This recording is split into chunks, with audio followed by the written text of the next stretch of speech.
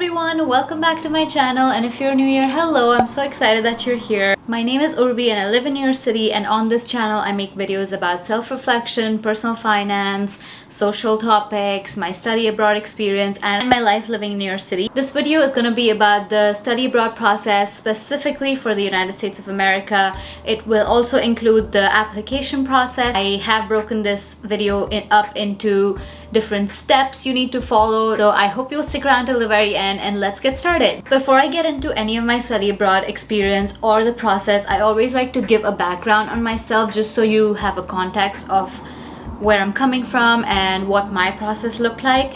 I have my bachelor's degree in microbiology and genetics. I used to be a science nerd, still am, but I decided I did not want to do that as a career, and so I also pivoted towards the end of my degree to a more commercial image consulting degree. It's basically a diploma that I did back in India, and I used that to kind of develop my interest towards fashion and decided that I did want to be in fashion, and that's how I came about the whole process of looking for universities abroad to get my master's in a fashion business degree. I went to LIM College in New York City for my master's in fashion marketing degree, and I have made a video about my complete LIM College experience, so if you're interested to know about that, I will leave the video linked somewhere here. I think when you're talking about studying abroad, be it any country, I think the first question you need to answer is why you want to study abroad. People might have different reasons. Some might want to get an advanced degree from a university abroad.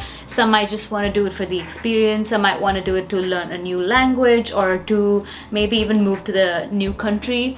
I think the first question to answer is why you want to study abroad and what exactly you're interested in studying. So basically, if you're like me and didn't know what you want to do, you definitely need to take some time to figure that out, because studying abroad is not an easy process. It's not an inexpensive process, so it helps to narrow down your reasons and narrow down your choices as to what you want to study. You can start off doing that by researching, of course, online. There's a ton of information available, so if you do have an interest in a particular country, maybe look that up. If you know what field you want to study in, maybe narrow it down by that, and just narrow everything down to, I would say, 2 to 3 countries and 2 to 3 colleges, and that's basically as specific as you should get, because that's going to help you in zeroing in on the college that you do want to go to and the country that you do want to go to study abroad. I found LIM College through Career Fair in India, so if you do live in a country where these career fairs happen often, I would say please go to them.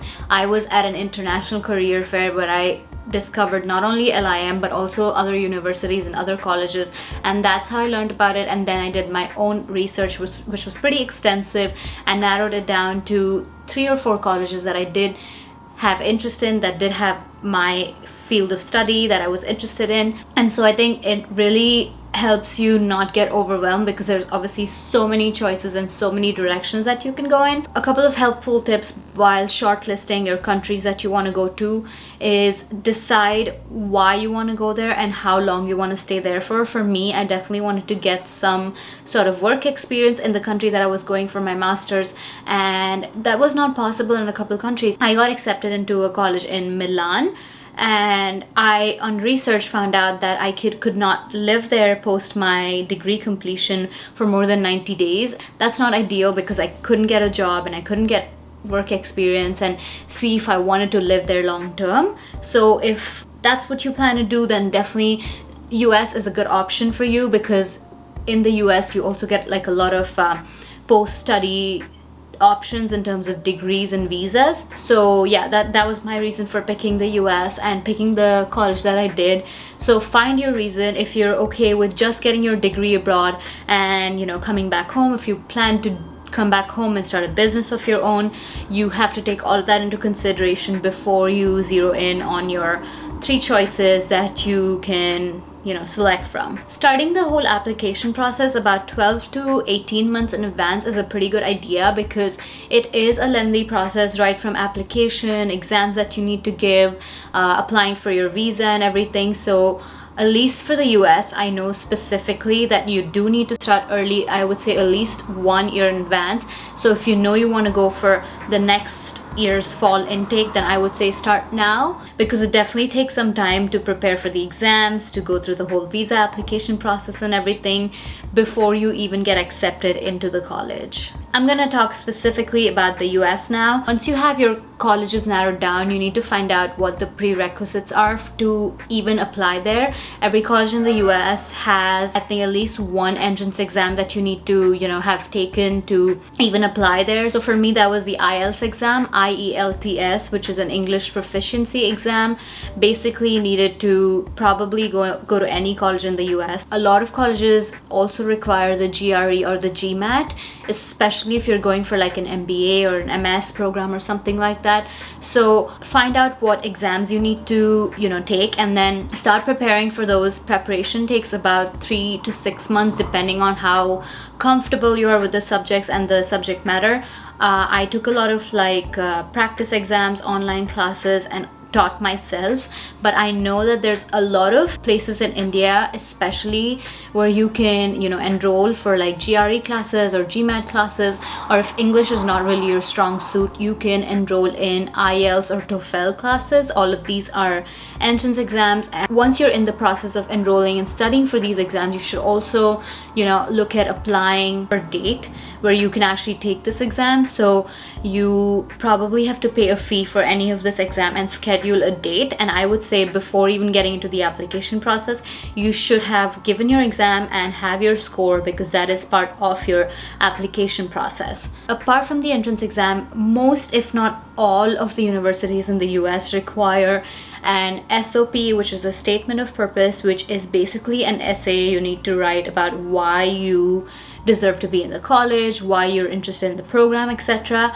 And you also need letters of recommendation. To prepare for your letters of recommendation, make sure you reach out to your college professors or people that you've worked with, your supervisors at your workplace if you have been working, and at least have 2 letters of recommendation on hand. Once you have your prerequisite exam, the scores, your LORs, which is the letters of recommendation, and your statement of purpose, it's a good idea to go ahead and apply to at least 2 or 3 colleges that you did shortlist, because you shouldn't just count on applying to one college and getting accepted there, just to have more options in case you are not accepted at the college that you applied to. You need to fill all the details up online, pay the application fee, submit whatever prerequisites are mentioned as per the degree that you want to pursue. And a lot of applications also have a Skype interview process that you likely have to do with someone from the college that you plan to apply to.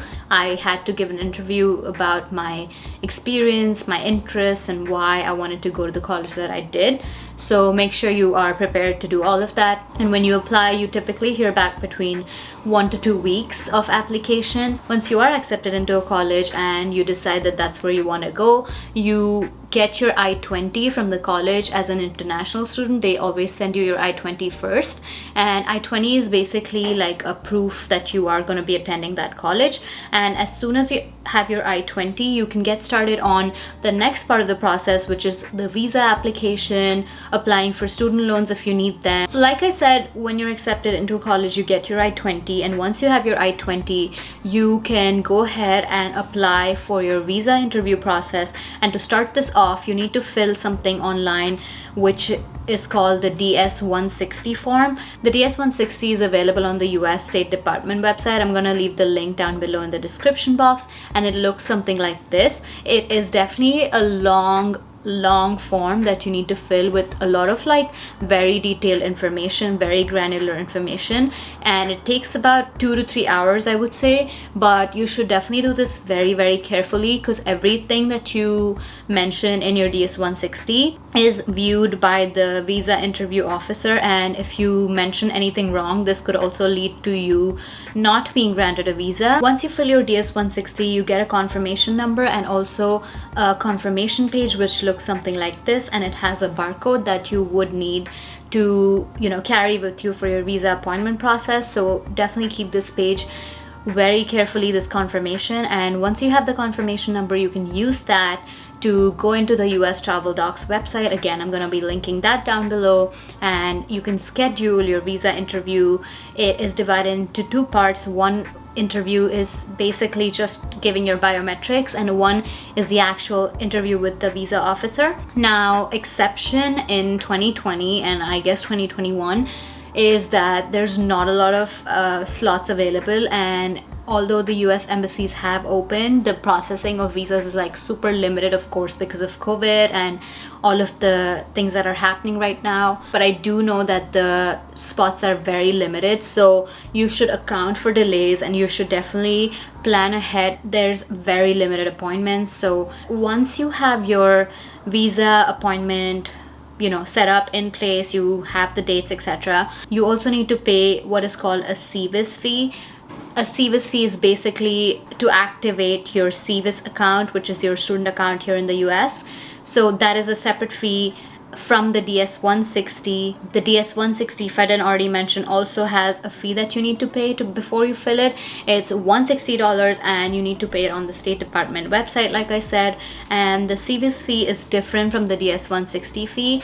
The CVIS fee, when I joined the college in 2017, was about $180 or $190, and right now I think it's $350.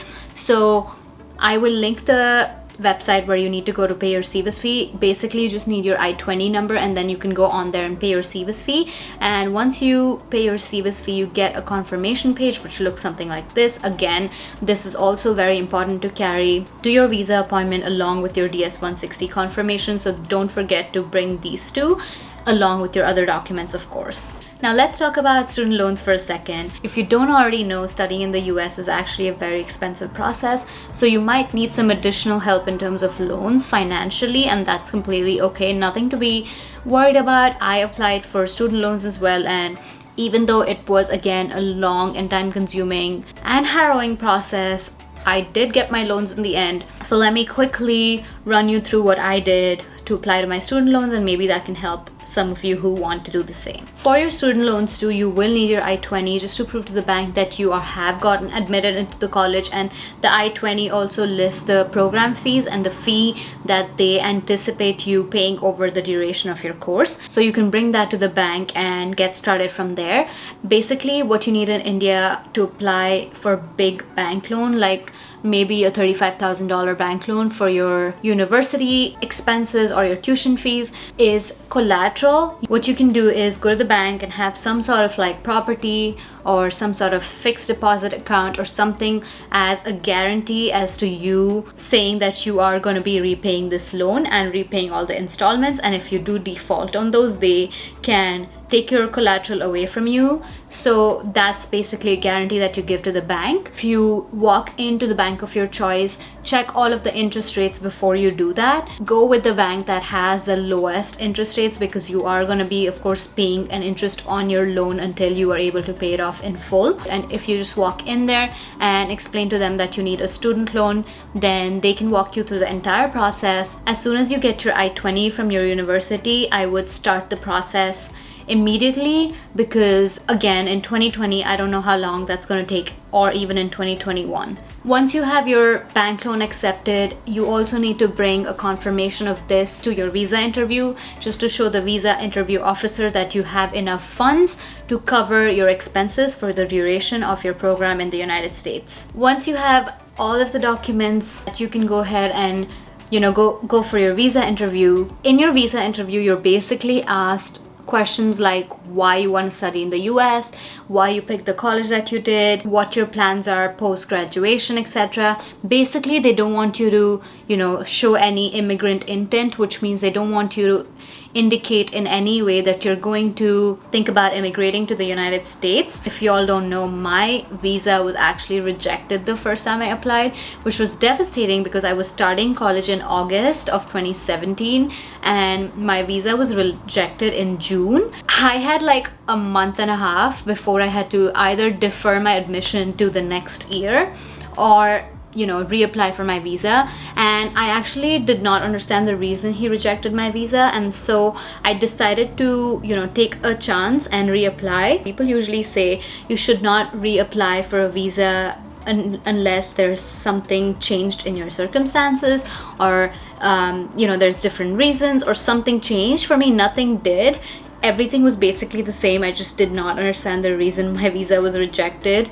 It was basically rejected on immigrant intent, which I did not indicate in any way, or maybe I did, I'm not sure. But I decided to again reapply and take a risk, because I definitely wanted to go to the university that I was accepted to on the date that I planned to originally do that. So I basically had less than 30 days to reapply for my visa, book my flights, and if I was rejected again, probably defer my education to the next year. And fortunately, I was accepted the second time, but I did have to pay the DS-160 fee again, because this is the fee you pay to schedule your visa interview. So it was definitely a whole process. But if you do happen to get rejected, you don't really know the reason, or you haven't really messed up anything on your end, then I would say it's worth it to take the risk and apply again if that's what you decide to do, because for me it worked out. Immediately after your interview with the visa officer, you know whether or not you are being given the visa that you interviewed for. And if you happen to be accepted for the visa, they do take your passport, and it takes about a week's time before they can put in the visa and send you back your passport. Your passport can either be mailed to you, and you have to pay a 500 rupees extra fee in India for it to be mailed to your house. But otherwise, you can also schedule a location and go pick it up from there. And once you have the visa, or even before, once you're accepted for the visa, you can go ahead and book your flights. Of course, think about your accommodation. Another thing to be aware of is that on the F1 student visa, which you need if you're going to be applying for university in the United States, you are not allowed to travel into the States before 30 days of the start of your program. So make sure you take this into consideration when you're booking your flights. For me, I actually came here and lived with a relative for about 15 to 20 days while I looked for accommodation. And that's the application process for the US. It does sound super long. It is, but it's definitely very doable. A lot of people do it. I have done it. And once you've made it to the city or country of your dreams to study, I don't think any of that matters. All of that hard work and all of that time is definitely worth it if it gets you to where you want to be. I hope you found this video helpful. Let me know in the comments below if you have any specific questions. I'm happy to answer them. I already have a video up on my whole study abroad experience at LIM College in New York City, so feel free to watch that. But also let me know in the comments below if you want me to make another video talking about my jobs, how to work in America, the visa that you need, the postgraduate visa process, etc. Thank you so much for watching. I hope this helped you. If it did, please consider subscribing to support my channel. Also like the video and leave a comment below again to support my channel and help it grow so I can continue making videos like this. Thank you so much for watching. Have a good day. Bye.